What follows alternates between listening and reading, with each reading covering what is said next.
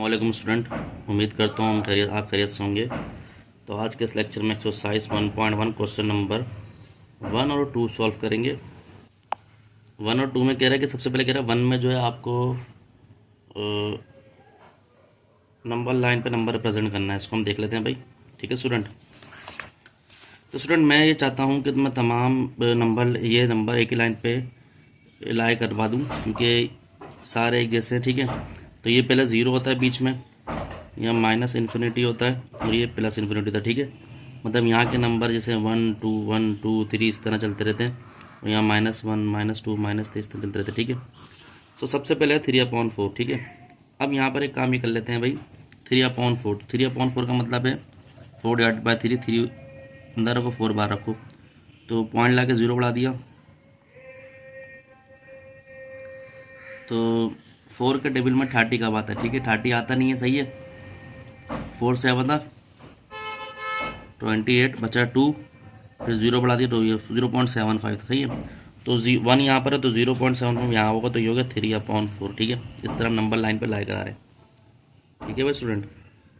उसके बाद है -1/3। तो -1/3 को भी डिवाइड करा लेते हैं भाई। माइनस को उठा दें, 3 बार अंदर रखें पॉइंट ला के 0 बढ़ा दें तो ये हो गया 9। तो 0.3 आएगा, 1 बचा तो दोबारा बढ़ाया तो 0.33। तो ये 0.33 कहाँ आएगा भाई, 0.33 इस तरफ आएगा, तो ये हो गया 0.33। ठीक है भाई, ये हो गया। फिर ये है 2 4 ज़ा 8 + 9 9/2 9/2 यानी कि 4.5। तो 4.5 कहाँ पर है, 3 ये रहा, 4 ये रहा अंदाजे से, तो ये 4 है और ये 5 है, तो 4.5 यहाँ लाई कर रहा है, तो ये हो गया 4 1/2। ठीक है स्टूडेंट, ये हो गया। -√8। तो स्टूडेंट इसी तरह -8 है, तो अगर √8 है तो इसका माइनस में दिया हुआ है, तो यहाँ पर √8 जो है 2.8 समथिंग बराबर होता है। तो माइनस का है तो यहाँ -2 और 2.8 ऑलमोस्ट इधर होगा, तो ये -√8। ठीक है भाई, ये हो गया। उसके अलावा √8 की बात की जाए तो ये 2.8 प्लस में उधर होगा, √8 कर लिया। इस तरह आप सारे करते रहेंगे। ठीक है। तो ये हो गया। ठीक है। अब दूसरे की बात कर ले, दूसरे क्वेश्चन की। तो दूसरे क्वेश्चन में स्टूडेंट हमारे पास अगर आप देखें तो यहाँ पर यह है कि भाई प्रॉपर्टीज आइडेंटिफाई करें। तो पहली प्रॉपर्टी लिखी है भाई ये multiply y-2 is equal to y-2। मतलब 1 से कुछ चीज़ मल्टीप्लाई करते हैं तो वही मिलती है। तो इसका मतलब ये प्रॉपर्टी जो आपको पढ़ाई थी, तो मल्टीप्लिकेशन में तो ये मल्टीप्लिकेटिव आइडेंटिटी कहेंगे। ठीक है। 1 से जो भी चीज़ मल्टीप्लाई हो वो है मल्टीप्लिकेटिव आइडेंटिटी। ठीक है, ये हो गई प्रॉपर्टी। इसी तरह दूसरे की बात कर ली जाए तो दूसरे की अगर आप बात करें तो दूसरे में आपसे कह रहा है कि आपके पास है भाई, अपना अल्लाह भला करे, क्या है भाई 0.2 ब्रैकेट में दिया हुआ 5 × 1 आ जाए, तो 1 आ जाता है तो भाई किसी चीज़ इस तो हम ये बता सकते हैं कि मल्टीप्लिकेटिव इन्वर्स होगा। ठीक है। ये आप मेरा लेक्चर देख लीजिएगा जो मैंने करवाए थे प्रॉपर्टीज़ के बारे में। ठीक है मेरे भाइयों। अब बात करें तीसरे की, इधर ही कर लेते हैं भाई। क्योंकि तीसरा जो है भाई आपके पास देखा जाए तो x + 2 + y, ये सारे उतार लेते हैं, y + x + 2। ठीक है, ये हो गया। चौथा क्या कह रहा है भाई, चौथे में आपके पास है -3b प्लस और ये 3b, ये 0 बन गया। ठीक है। पाँचवा आपके पास क्या है भाई, x + 5 प्लस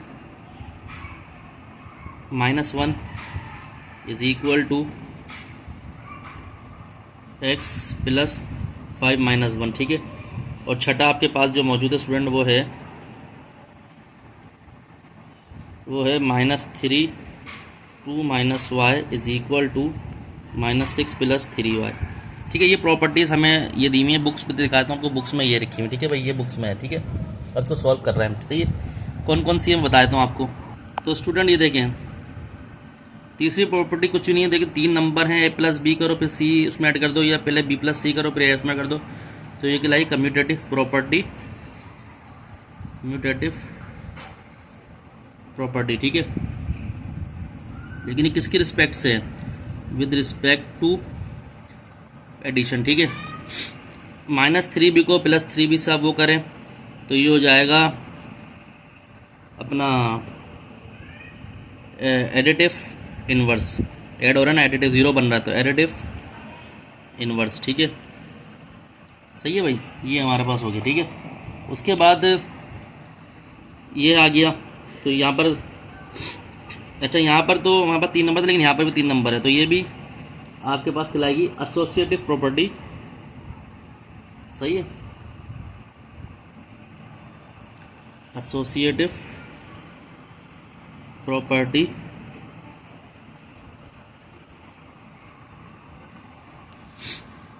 ठीक है भाई, ज़रा मैं देख लेता हूँ कि कम्यूटेटिव तो 2 के लिए आती है, तो यहाँ पर हमने 3 में कुछ कम्यूटेटिव लिखा। मैं 1 मिनट देख लेता हूँ स्टूडेंट, कम्यूटेटिव प्रॉपर्टी।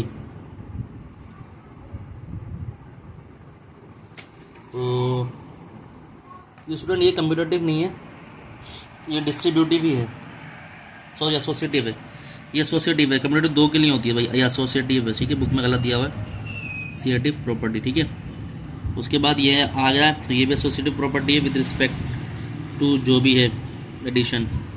ठीक है, अब यहाँ बात की जाए, ये डिस्ट्रीब्यूटिव प्रॉपर्टी